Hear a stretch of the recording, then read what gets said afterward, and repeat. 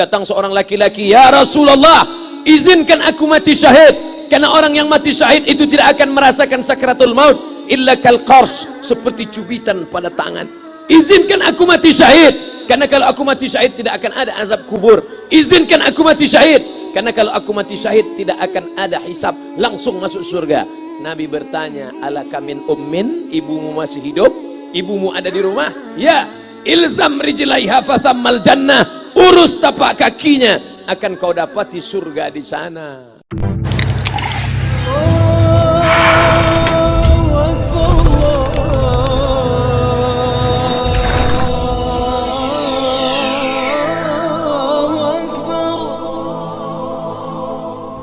Perbaiki amal, perbaiki ibadah. Banyak orang ibadahnya bagus, amalnya tak bagus. Banyak orang amalnya bagus, ibadahnya tak bagus. Yang lebih parah, amal tak bagus, ibadah tak bagus.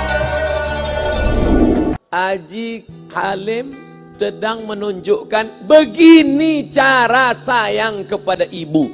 Wahai kalian yang tak menghormati ibu, yang menyepelekan ibu, yang merendahkan ibu. Malam ini lihat, beliau tidak ada ceramah, tidak ada tausiah, tapi langsung dibuat begini cara menghormati ibu. Ini sekarang banyak orang tak menghormati ibu. Berapa banyak ibu yang awalnya bantu-bantu, lama-lama jadi pembantu. Dulu dia tidak tarawih, kenapa? Karena kita menangis merengek di rumah. Sekarang di hari tuanya dia tidak tarawih juga. Kenapa? Dia menjaga cucunya. Berapa banyak itu terjadi? Jangan sampai. Dia tidak pernah menolak cucunya, dia sayang. Tapi kita yang berpikir, berapa kali dia tidak jadi sholat duha karena kita kencing di kaitnya. Berapa kali dia tidak tarawih karena kita menangis merengek sampai subuh datang. Berapa kali dia tidak iktikaf karena kita. Andai dia masih hidup hari ini, datang, belikan pakaian yang paling dia suka, belikan perhiasan kalau ada. Andai tidak cium tangannya, tapi yang sudah meninggal dunia, jangan lupa kau doakan, Rabbil firli wali walidayya warhamhuma kama rabbayani shaghira. Berdoa pun kau tak mau, apalagi yang akan kau bawa menghadap Allah SWT. Meregang nyawa dia melahirkan engkau, 9 bulan 10 hari kau menumpang di perutnya, 2 tahun kau menyusu, melahirkan, menetes darahnya dalam badanmu. Andai kau gendong dia dari Palembang, jangan sebut Palembang lah Pak Ustaz, dari Pekanbaru Riau, kau gendong dia sampai ke Makkah, kembali lagi, belum tentu dapat menebus satu teriakannya saat melahirkanmu. Lalu apa yang bisa kau lakukan? Datang seorang ibu pergi ke tempat servis HP. "Nak, tolong anak lihatkan HP saya rusak kayaknya." Dia periksa, "Ini enggak rusak Bu." Terus, "Memang anak ibu enggak nelpon." "Kenapa kau tidak telepon?"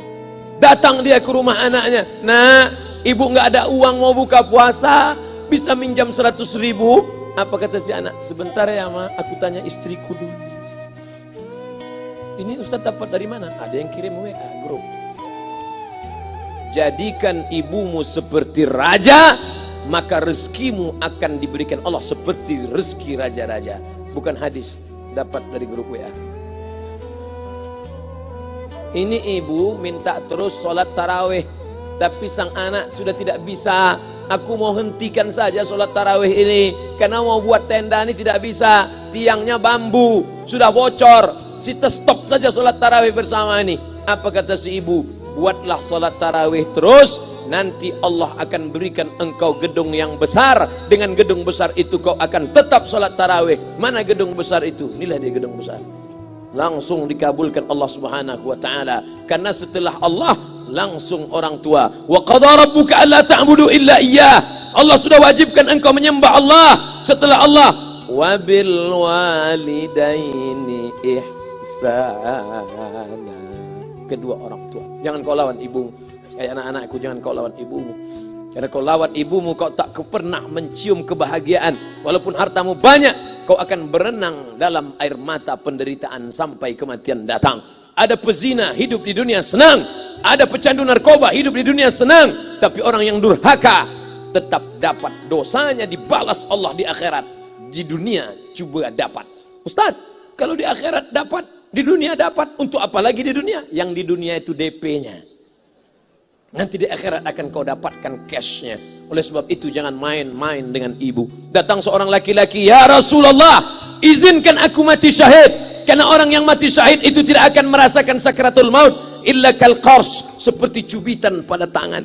Izinkan aku mati syahid, karena kalau aku mati syahid tidak akan ada azab kubur. Izinkan aku mati syahid, karena kalau aku mati syahid tidak akan ada hisab, langsung masuk surga. Nabi bertanya, alaka min ummin, ibumu masih hidup? Ibumu ada di rumah? Ya. Ilzam rijlaiha fathammal jannah, urus tapak kakinya, akan kau dapati surga di sana. Tak perlu kau mati syahid, tapak kakinya kau urus, kau dapati surga di sana. Kalau tapak kakinya kau urus dapat surga, apalagi kau urus kepalanya, apalagi kau urus badannya. Pulang dari sini urus ibumu, mandikan dia, belikan pakaian yang baik, cari makanan kesukaannya. Kalau dia sudah meninggal, maka kau datang ke sana, langsung dapat tisu. Bapak Ibu yang dimuliakan Allah Subhanahu wa taala. Ini Ustadz suaranya menggelegar nih, marah apa? Enggak, saya tak marah. Terus dikasih Haji Alim buka nasi kuning tadi, makanya suara menggelegar.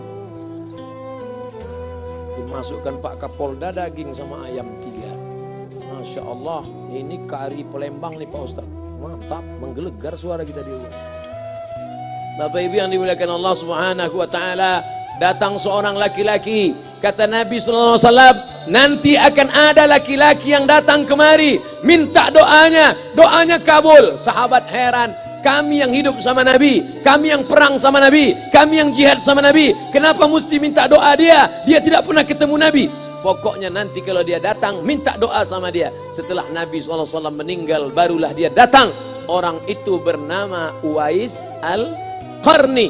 Kenapa doanya makbul? Dia merawat ibunya. Kalau ibumu kau rawat, doamu dikabulkan Allah Subhanahu wa taala. Apa yang kita lihat malam ini adalah buah bakti kepada seorang ibu. Ya Rasulullah, man ahaqqun nas bi husni sahabati? Siapa yang paling layak mendapatkan baktiku? Ummuka. Siapa lagi? Ummuka. Siapa lagi? Ummuka. Ibumu, ibumu, ibumu. Summa man? Siapa lagi? Abuka. Kami, Ustadz Jenderal Bintang 5, alim ulama, kami hanya dapat 1, sedangkan kalian ibu dapat 3. Ibumu, ibumu, ibumu. Kenapa ibu dapat 3? Karena ibu bisa melakukan 3. Ibu mengandung, ibu melahirkan, ibu menyusukan. Kalau bapak mau dapat 3, coba yang 3 ini. Pulang dari sini, pergi ke tempat jual kelapa muda, beli 1. Jangan dibelah, ikat di perut 9 bulan 10 hari. Kalau mau merasakan melahirkan, pulang dari sini, pergi ke tempat jual mangga. Telan bulat-bulat, keluarkan bulat-bulat. Emang enak jadi perempuan. Mereka luar biasa. Tanya ibumu, berapa kali dia meninggalkan puasa Ramadan? Saat mengandung engkau, 30 hari dia tak puasa. Saat menyusukan tahun pertama, 30 hari dia tak puasa. Saat menyusukan tahun kedua, 30 hari dia tak puasa. Saat dia mau ganti qadha tahun berikutnya, adik mau menyusul. Hari ini dia belum mengqadha puasanya, dia terhutang di hadapan Allah. Lalu apa yang bisa kau lakukan?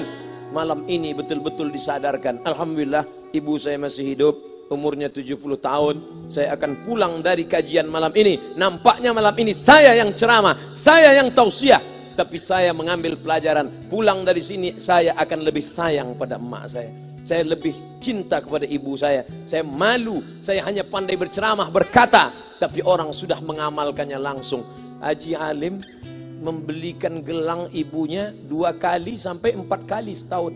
Gelang cincin. Sudah dibelikan 2 bulan, hilang. Kemana? Ada orang susah tadi aku kasih.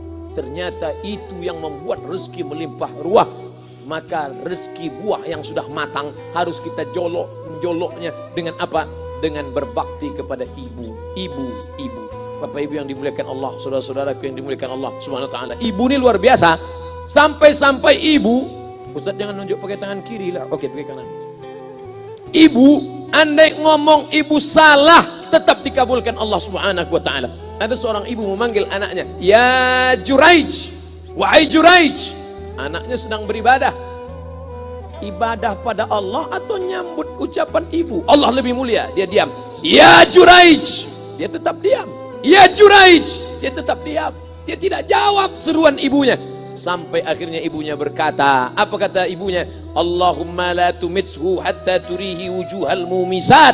Jangan matikan Juraij sebelum matanya melihat wanita, maaf, tunasusila.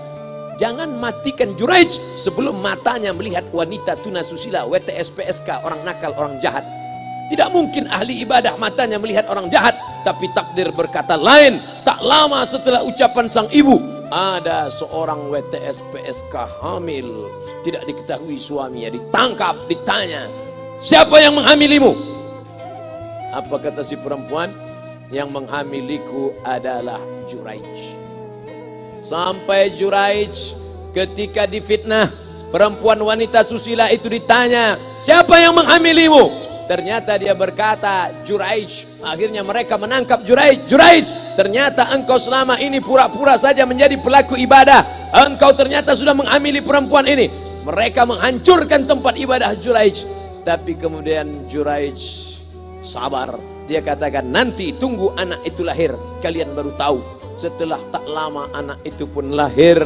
Dan mereka bertanya kepada anak kecil yang belum bisa bicara, ya gulam, wahai anak kecil, man abuka, who is your father?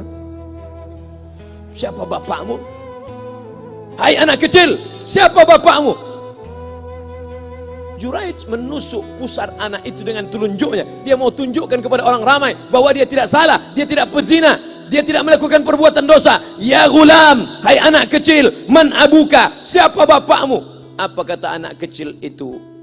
Cowboy, sapi, boy penjaga sapi, pengembala sapi, bapakku pengembala sapi. Barulah orang Yahudi tahu ternyata Ra'il Ghanam yang menghamili PSK perempuan jahat tadi adalah penggembala sapi. Lalu kenapa fitnah itu terjadi? Allah mengabulkan doa si ibu sebelum Juraij mati. Matanya pernah melihat wanita tuna susila. Oleh sebab itu ibu jangan sampai kalau marah sama anak memanggil anak dengan kata-kata yang tak baik. Setan, hantu.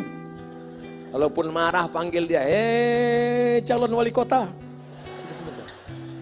Kalau marah betul, calon gubernur. Sini sebentar. Doa ibu dikabulkan Allah Subhanahu wa taala.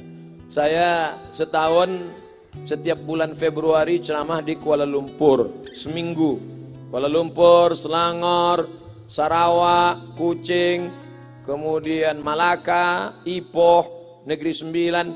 Ketika saya tausiah datang ibu-ibu makcik Malaysia. Assalamualaikum, waalaikumsalam. Ustaz Somad, ya. Saya nak jumpa dengan emak Ustaz. Loh, ngapa jumpa emak saya? Jumpa saya lah. Ustaz pasti dididik oleh seorang ibu. Saya ingin jumpa ibu Ustaz. Saya sangka dia mau jumpa saya.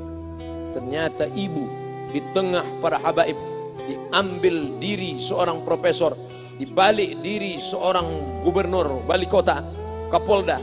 Di dalam diri mereka ini adalah orang-orang luar biasa, tapi dilahirkan oleh perempuan-perempuan yang super luar biasa. Betul? Mereka ini semua dibesarkan perempuan.